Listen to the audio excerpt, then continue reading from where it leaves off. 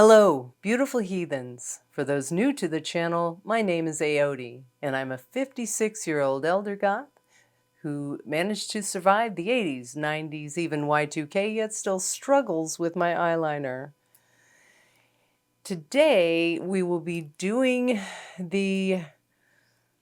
I think I'm terrified of it, but also excited to share with you some things maybe you don't know about me. The dreaded Q&A. And we will get to that right after this intro.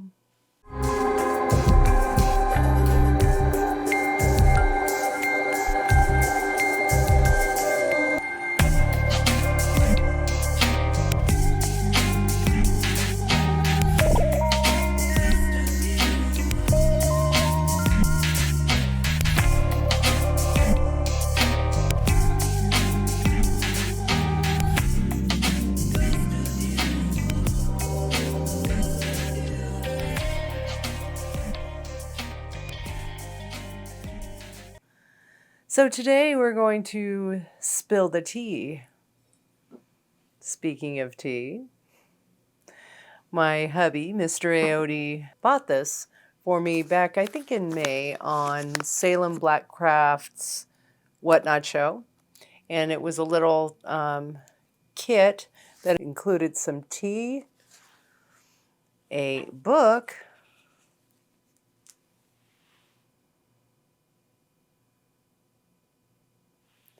and this lovely little cauldron teacup.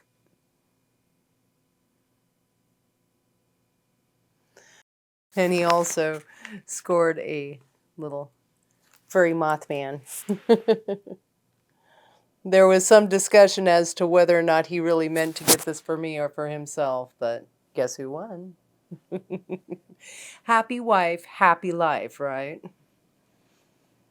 Also, don't mess with a witch. The tea is from Midnight Teas, and the flavor is Crimson Coven, which is a raspberry hibiscus blend.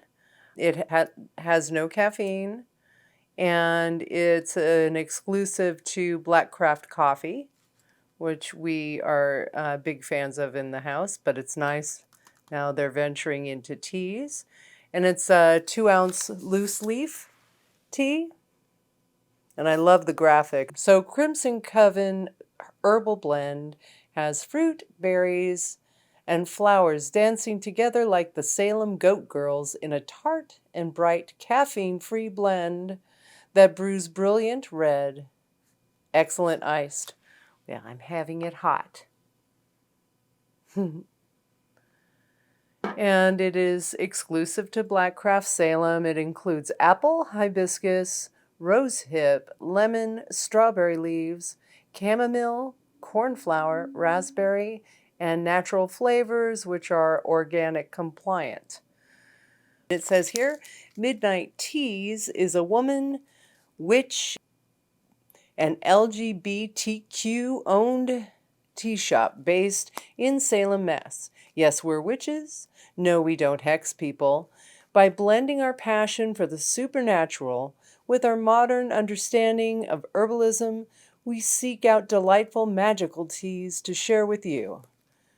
We love this tea. If you love it too, please follow us, tag us in a review, and peruse our collection at www.midnightteas.com. And the spelling of teas is actually Tease. But again, I will include all that information in the description. Excellent. I think I'm tasting a lot of the individual flavors coming through. And that would be really good iced. The book is called A Tea Witch's Crystal Brews, Empowering the Magic of Tea with Crystal Grids. And it's very detailed and very nicely illustrated, I'll say. So here's the front again for you. See that? It's really, really gorgeous. Let's see if I can see some of the chapters. Oh, wow. So the art of brewing, crystal magic, unveiling the power of gemstones, Crystal grids for your magical brews. The synergy of tea magic and crystal grids. Designing and activating your crystal grids. Daily practice, meditations and rituals. Tea blends for daily health. So I will definitely be reading this slowly, and I do have a nice crystal shop called Crystal Cartel, which I do plan to get to their shop and pick up a few things and do a review and some information about them too. But that might be a nice pairing with this book. Thank you again, hubby. Some time ago, I added a post in my community page on YouTube asking for questions for a Q&A about me. And I got so many wonderful questions. And what I'll be doing today is I'm going to cover the ones that are easier to answer. And then I will do a part 2 with more detailed questions to be answered, if that makes any sense. So let us begin. So the first question is from Century Countess, and they asked me 4 questions, but I'm going to do a couple here, and then I think I'll do 2 here and then 2 in the next video. So the first one is, are there any places you and the hubby would love to visit and explore in the future? Well, I would say, Countess, that the first place we would like to go, or one of the first places, is to go visit you in Seattle so that we can see what gothy things we can get up to. But that'll probably be more next year, since I've got a lot of stuff coming this year already, because I'm about to be a grandma, a goth grandma. So that's one. Another is Dark Force Fest, which is in New Jersey. I believe it'll be May of 2026. So we kind of have that in our sights to hopefully make it over to that. I would always love to go to VGT, but that's a ways down the way. I'd love to make it to the UK. So many of my followers hail from there, and I've always wanted to go. But I guess first steps are passports. Some more like local things that I would like to do is I want to visit the Clown Hotel, and then very close to that is the Mitzvah Hotel. And so they both have a lot of really spooky history. So I think it would be really neat to go there. I know the Mitzvah has a ghost tour, take you all along on that. And there's also a tour of there's a graveyard right next to the Clown Hotel, Motel. And they do night tours of that. So you can see there's a lot we could do with that. We'd also like to go back to the Apache Hotel, which is at Binion's Horseshoe. We went there. I didn't film any of it. It was kind of a really quick trip there. But they give you a little ghost hunting kit with the little ghost talk boxes and stuff like that. So it would be nice to go there and maybe even do a live stream from there at some point, but we will see. And then we'd love to go to Ireland and Scotland and Greece because of our, family backgrounds. It would be nice to kind of commune with our ancestors. And the next one is, what is a favorite naughty food? This is also from Century Countess. What is a favorite naughty food or snack you enjoy and cannot get enough of? Anything Mexican food. Lately, it's been Taco Bell. And yeah, it's the carbs are like really bad. And I've been keep trying to say that I'm going to lose weight. And I've been sitting still for the past 2 months. So, yeah, but I love Mexican food. Second to that is Italian. Third is I love a good ramen. So Japanese food and ramen. So that's that question. A few questions from the beautiful Sunnis. I'm going to skip one of the questions because another person asked a question that's very similar, and that's all they asked. So from the beautiful Sunnis, I'm going to answer the question, can you tell me one un-goth confession?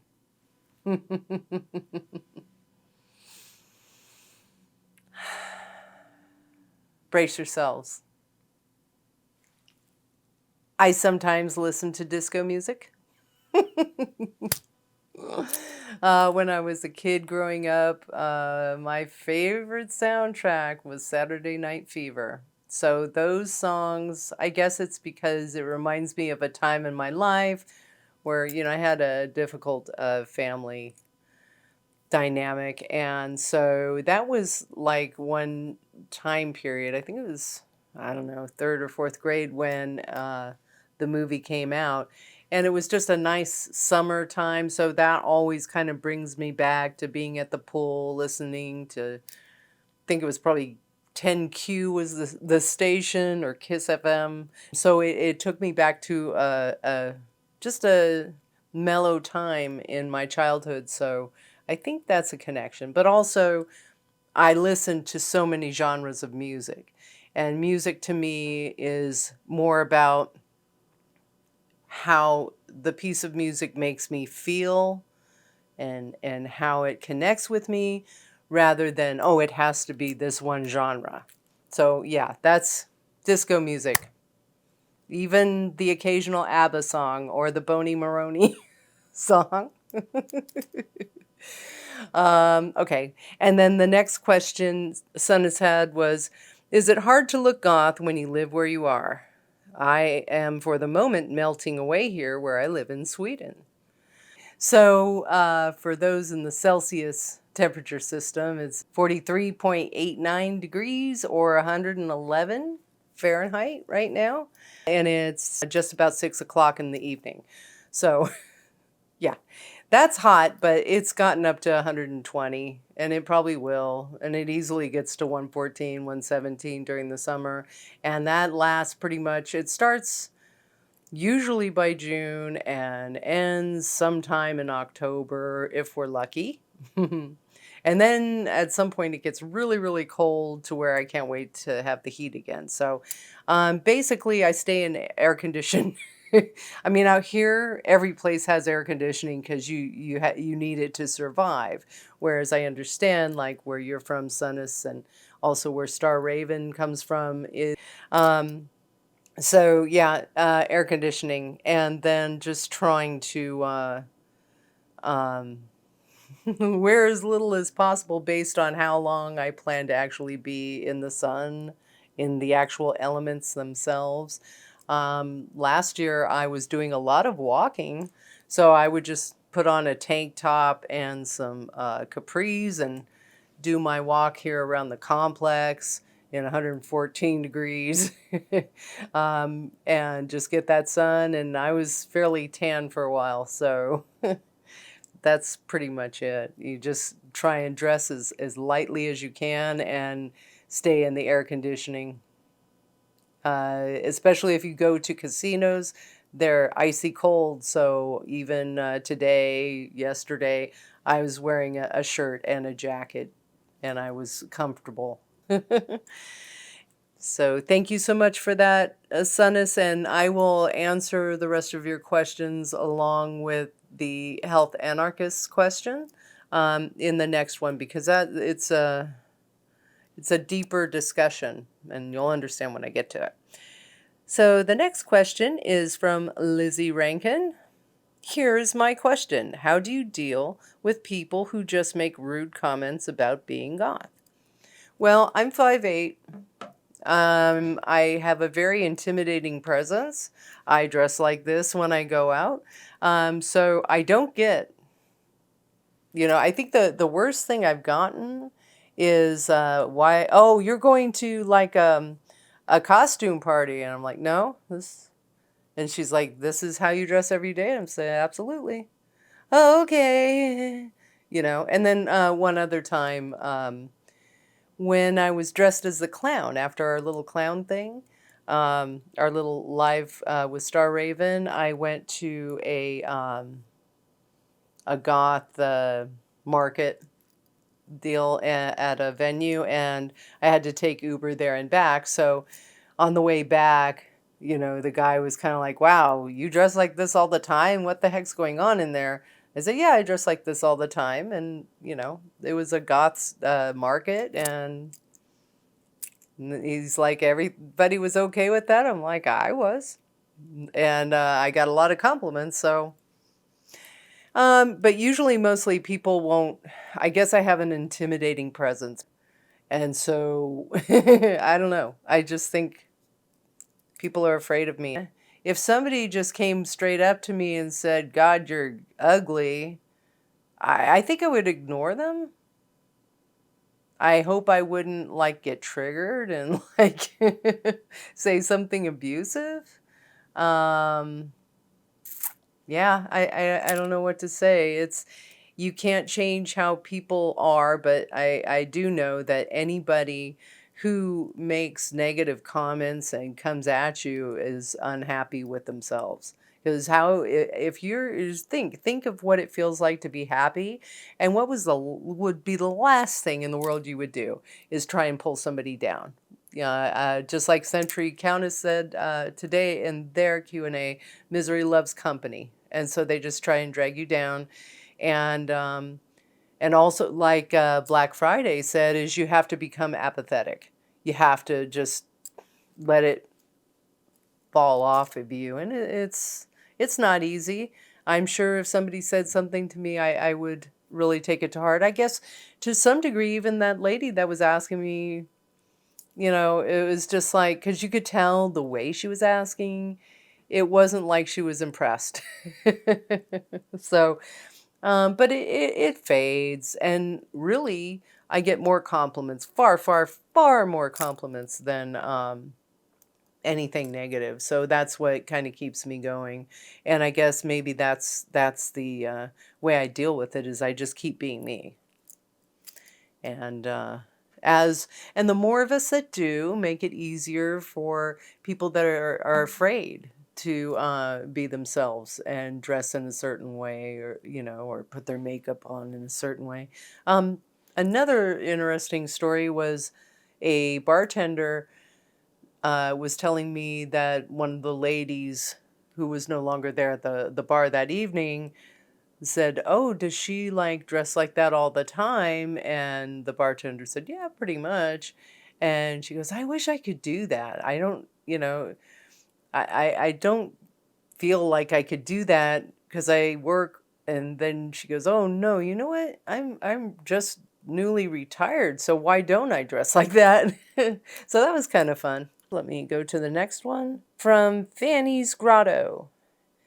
And my question is, how did you come to choose your name? You don't look or seem awkward in any way from what I can see. That's that. So there's a few reasons. The first one was I was terrified to make any kind of videos. So I was sure, as my channel went on, I would have all these like just awkward things happening, that I look awkward. But the funny thing is as I've been doing these more, I actually feel more comfortable with it. So there's that. But the other part of it is that I don't have a lot of goth cred.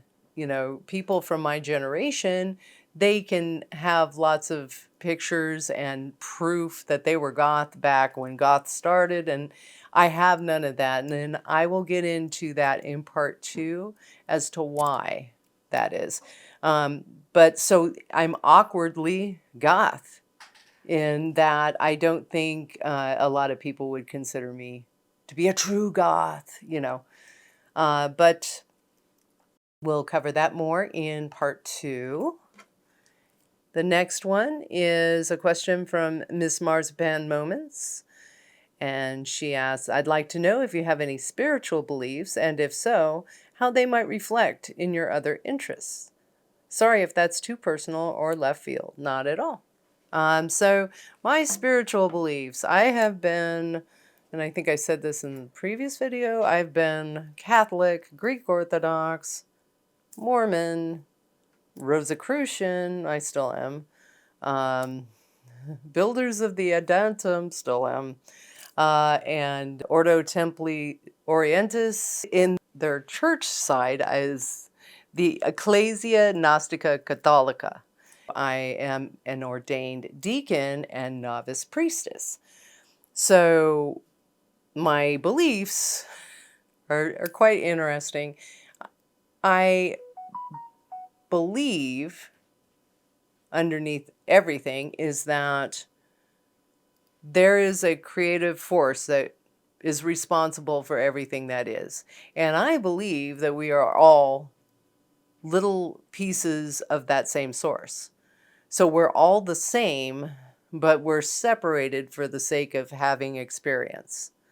And so those experiences could be good, bad, and I think that's the purpose of free will, is that really anything could happen.